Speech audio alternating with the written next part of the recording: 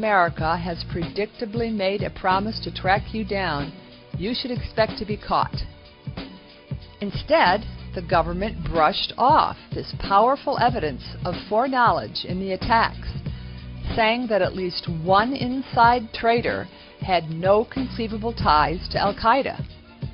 If insider trading took place, whoever did it was certainly involved in the 9/11 plot, did not expect to be caught, and was not caught. Whoever committed the insider trading had to know that they were above federal investigation. Yet they never collected the profits. Why not? And if they were going to inside trade, expecting to get away with it, why did they not invest in the most profit-maximizing way?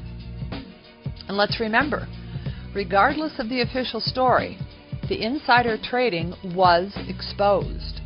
The 9/11 cover-up has been exposed. The evidence of insider trading played a powerful role in exposing the 9/11 cover-up. Were the people who masterminded 9/11 really so naive and stupid that they jeopardized the whole operation just to make a few extra dollars? It's hard to believe that the people who masterminded 9/11 are stupid. It's hard to imagine they counted on 9/11 research being ignored as easily as research into less monumental cover-ups. Why would anybody dare make suspicious trades on stocks that would be affected by 9/11? Pretend you are the grand mastermind of 9/11. Just the most diabolical bastard on the planet.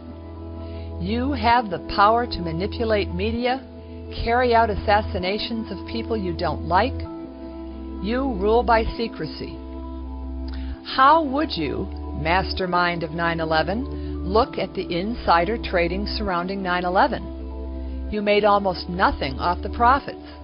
Remember, millions mean much less to the elites behind 9/11 than they do to you or me. So why would you do something that did so much to discredit your own frame-up? This is a serious contradiction here. The people who committed the insider trading fully expected to get away with profiteering off the crime of the century. On the other hand, the people who committed the insider trading created powerful evidence that 9/11 was an inside job and didn't even try to make much profit from the trades. We cannot ignore this contradiction. Given that insider trading took place, and given that it was done by those so close to the plot as to know the airlines to be used, why would they put this contradiction into the official story? The insider trading represents a clear case of bizarre, seemingly deliberate self-incrimination on the part of the people who committed 9/11. The people who committed 9/11 were not so stupid as to take such a risk for no reason. What could possibly have been the reason? Well, before we examine the possibilities, let's see if we can find more examples of this bizarre, seemingly deliberate self-incrimination. Some people in Washington do as they please. They drive Hummers and caddies and SUVs, paid for by budgets to build levees. Well, who could have seen it coming? Anyone who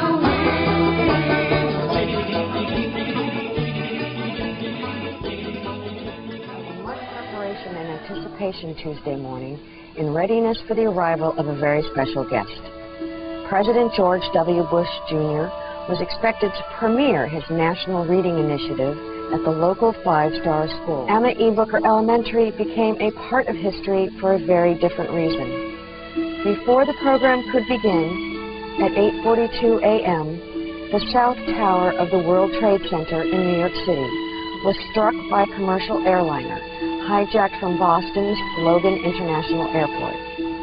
Approximately 18 minutes later, a second domestic jet airliner took dead aim at the North Tower of the World Trade Center and disintegrated on impact. The unfolding crisis would overshadow any celebration of reading achievement and forever change the happy face of that day. I had seen this plane fly into the first building. There was a TV set on, and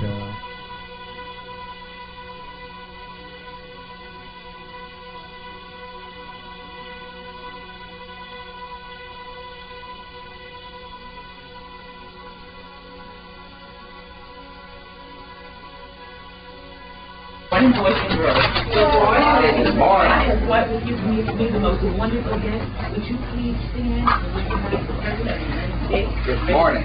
Hi. Good morning. How are you? I'd also like you to meet the Secretary of Education and the Lieutenant Governor of Florida. We met, didn't we? Good to meet you. Hi. And this is Daniel.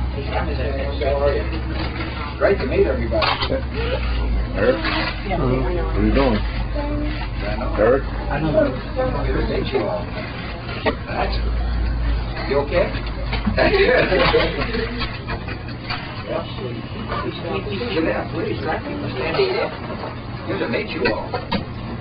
Really excited for me to be here. I want to thank Ms. Daniel for being a teacher. And thank Wynn for being a principal. And I want to thank you all for practicing so much. Really important. No. Read this word the fast way. Get ready. Yes, ask. Read this word the fast way. Get ready. Yes, eight. Get ready to read all the words on this page without making a mistake.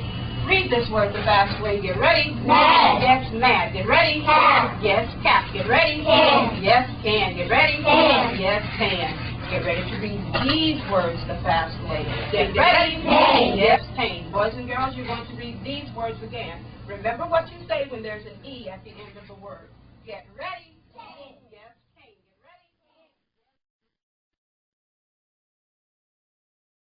ready. Neither Bush nor his handlers seem concerned that a World Trade Center has been hit by an airplane. How could the Secret Service have assumed that the unelected president was safe in the middle of a surprise attack? The Secret Service's only job was to keep the unelected president safe. Yet they do nothing, even after Bush is told that a second plane has hit the other tower.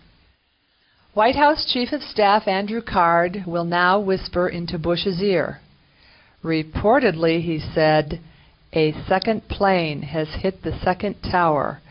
America is under attack. Pick your reader up from under your seat. Open your book up to lesson 60 on page 153.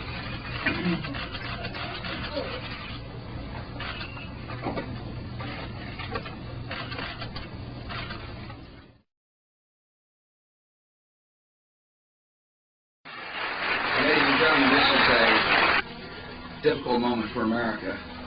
I, unfortunately, will be going back to Washington after my remarks. Secretary Broad-Page and Lieutenant Governor will take the podium to discuss education. I do want to thank the folks here at the Booker Elementary School for their hospitality. Today, we've had a national tragedy. 2 airplanes have crashed into the World Trade Center in an apparent terrorist attack on our country. The negligence of Bush's Secret Service handlers provides strong evidence that 9/11 was an inside job. There is no explaining it as anything but complicity. This complicity did not go unnoticed. But what did go unnoticed was that this behavior was out of character not only for a Secret Service that didn't have prior knowledge, but also for one that did have prior knowledge. Why were they so incriminatingly negligent? Why didn't they act naturally and evacuate Bush immediately to safety, as though they knew nothing about the attacks? When Bush's Secret Service handlers are insiders to the biggest and most daring act of treason in the history of the world, would you expect them to act completely out of the ordinary, shouting their complicity at a taped PR event?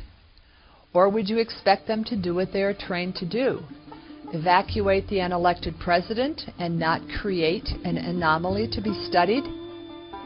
Who wouldn't plan how they would act at the time of the crime, that historic crime?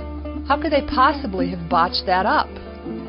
This is another example of that bizarre, seemingly deliberate self-incrimination.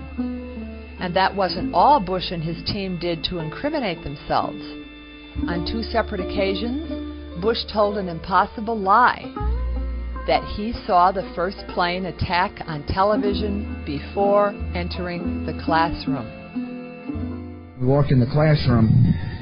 I had seen this plane fly into the first building. There was a TV set on, and I was sitting outside the classroom waiting to go in, and I saw an airplane hit the tower of a TV. You know, the TV was obviously on, and I used to fly myself, and I said, well, there's one terrible pilot. And I said it must have been a horrible accident. But no television outlets had any footage of the first plane attack until later that afternoon.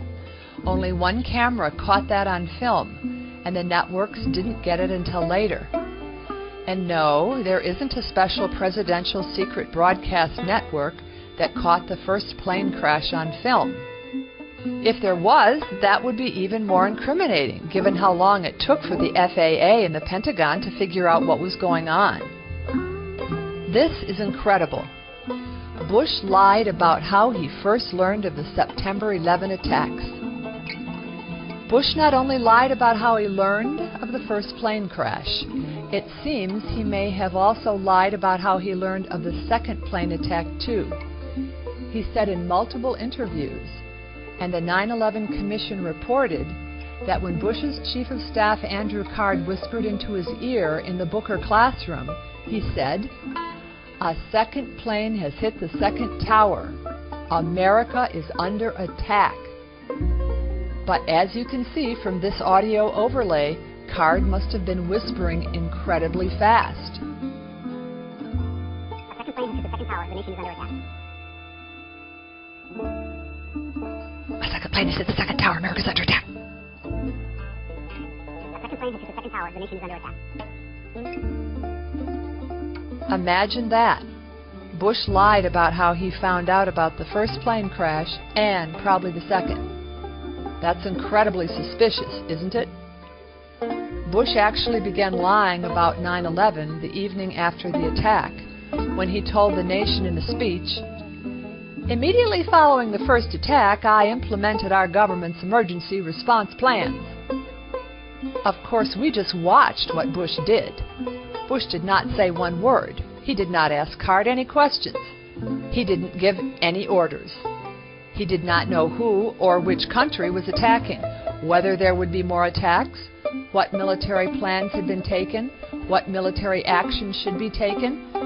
Indeed, he knew virtually nothing about what was going on outside the room. He just sat there. According to loyal Bush biographer Bill Salmon in his book Fighting Back: The War on Terrorism from Inside the Bush White House, Bush lingered until the press was gone at about 9:30 a.m., nearly half an hour. Bush has lied on just about every question as to what he was doing when the September 11 attacks were in progress. What does this tell us? If Bush was a participant in 9/11, he'd have to be a complete idiot to have botched his alibi so completely. Well, Bush is an idiot, but even an idiot can get instructions from a more capable mastermind. So there it is again. Bizarre, seemingly deliberate self-incrimination. But why? Let's look for more pieces to the puzzle before we put it together.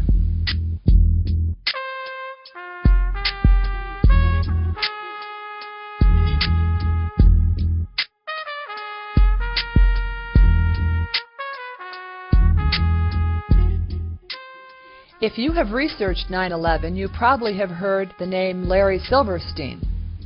He famously told PBS that with regard to WTC-7 on 9/11, that they were not sure they were going to be able to contain the fire. I said, we've had such terrible loss of life.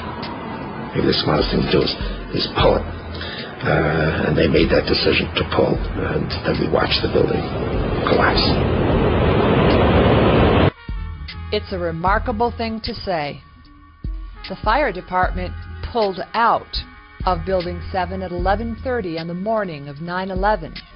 But Silverstein did not get to watch the collapse until about 6 hours later.